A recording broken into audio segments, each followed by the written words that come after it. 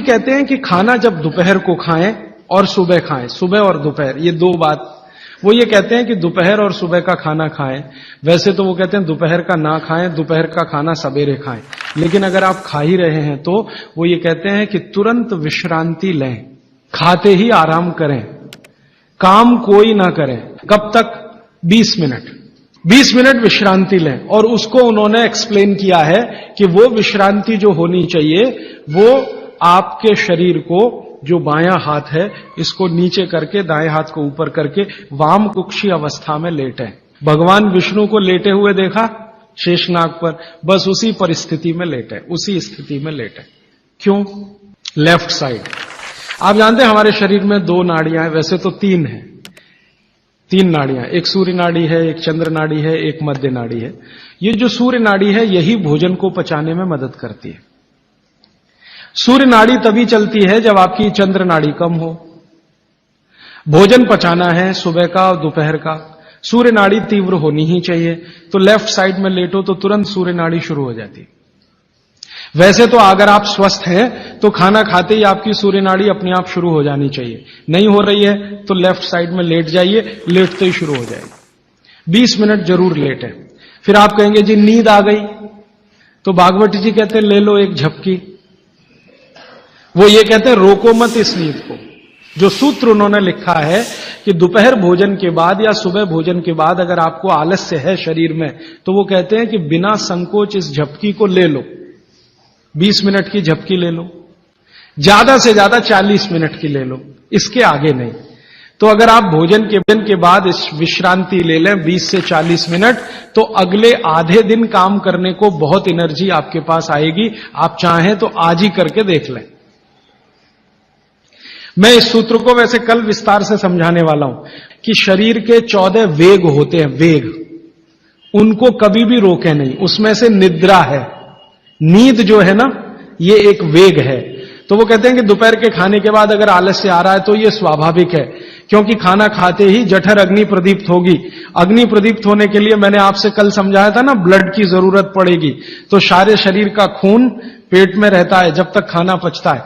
तो बाकी अंगों को खून की कमी है तो प्रेशर बढ़ेगा, तो ब्रेन को प्रेशर आता है, तो ब्रेन रिलैक्स होना चाहता है, इसलिए भोजन के बाद आपको सुस्ती आएगी ही।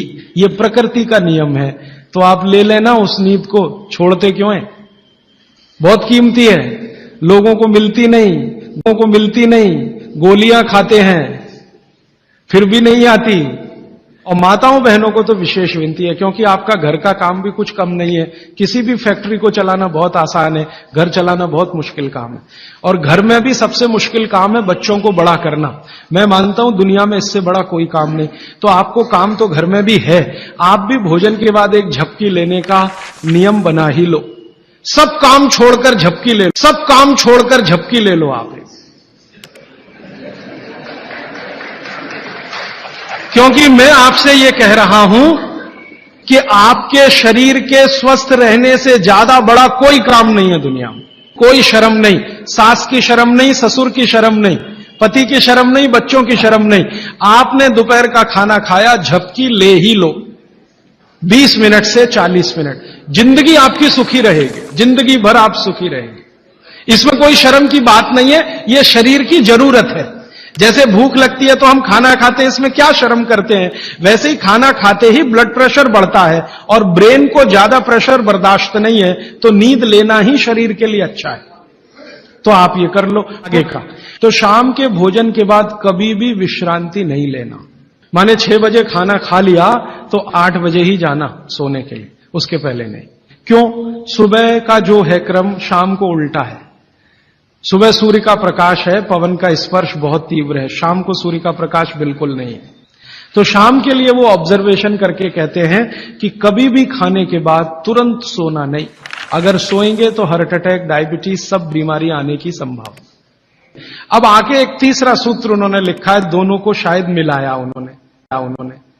वो ये कहते हैं कि सुबह और शाम को अगर जो आप ये दोनों नियम पालन नहीं कर पाते किसी कारण से, करें तो बहुत अच्छा है, नहीं कर पाते तो वो ये कहते हैं कि 10 मिनट के लिए वज्रासन में जरूर बैठ जाए, सुबह और शाम दोनों। वज्रासन आप सब समझते हैं, ये ऐसे पैर पीछे करके बस 10 मिनट बैठ जाइए खाने के बाद, सुबह भी और शाम को भी। और प्राणायाम और योग में महर्षि पतंजलि ने कहा है कि भोजन के बाद जो किया जाने वाला आसन है वो ये एक ही है, बाकी कोई आसन आप नहीं कर सकते। महर्षि पतंजलि वाग्भट के बाद के हैं। महर्षि पतंजलि कहते हैं कि अगर वज्रासन में कोई बैठता है तो शरीर बिल्कुल वज्र के जैसा ही होता है। वज्र आप समझते हैं, एकदम कठोर मजबूत। अब मैंने हिंदुस्तान के कई लोगों को देखा, गांधी जी को तो मेरी आंखों से नहीं देखा, शोभाकांत जी ने देखा है। गांधी जी घंटों घंटों वज्रासन में बैठते और आप देखो एकदम पतला शरीर और अंग्रेजों की लाठी खाने को हमेशा तैयार। वो वज्रासन की कृपा है गांधी जी। गांधी जी कोई आसन नहीं करते थे, कोई प्राणायाम नहीं करते थे। सुबह घूमने जरूर जाते थे और घंटों घंटों 3-3 घंटे तो लोगों ने उनको देखा बिना हिले डुले वज्रासन में बैठ के चिट्ठी लिख रहे, किताब पढ़ रहे वगैरह वगैरह। तो शरीर की बहुत सारी क्रियाएं एकदम दुरुस्त रहती। ये 3 सूत्र हुए। शरीर में कैल्शियम जो है ना, कैल्शियम ये एक घटक है, माइक्रो न्यूट्रिएंट इसको कह सकते हैं अंग्रेजी में, सूक्ष्म पोषक तत्व है। ये कैल्शियम के बारे में जो गंभीर बात है आज के विज्ञान के हिसाब से जो मैं कहना चाहता हूं, भागवत जी ने तो 3500 साल पहले कह दिया, आज का विज्ञान उसको प्रूव कर रहा है, कंफर्म कर रहा है। वो ये कि कैल्शियम की कमी अगर शरीर को है तो आपको 20 नहीं 50 बीमारियां आएंगी। कैल्शियम की कमी अगर है शरीर को तो 50 बीमारियां आएंगी। क्या क्या आ सकता है? हर तरह का दर्द आपको होगा, हर तरह का, मांसपेशियों का दर्द, हड्डियों का दर्द, सब तरह का। हड्डियों की जितनी विकृतियां हैं वो सब कैल्शियम की कमी से आएंगे। हड्डियों के जितने रोग हैं वो सब कैल्शियम की कमी से आएंगे। फिर वो कहते हैं कि रक्त के बहुत सारे रोग कैल्शियम की कमी से आते हैं, रक्त के रोग, खून की बीमारी। फिर वो कहते हैं कि बहुत सारे कफ के रोग कैल्शियम की कमी से आते हैं। तो कैल्शियम कम नहीं होने देना चाहिए। जो विज्ञान आज का कहता है, आधुनिक विज्ञान ये कहता है कि कैल्शियम वो माइक्रो न्यूट्रिएंट है, वो सूक्ष्म पोषक तत्व है जिसके शरीर में रहने पर ही दूसरे सूक्ष्म पोषक तत्व उपयोगी होते हैं। ये 12-15 साल का रिसर्च है, एक वाक्य में मैंने खत्म कर दिया।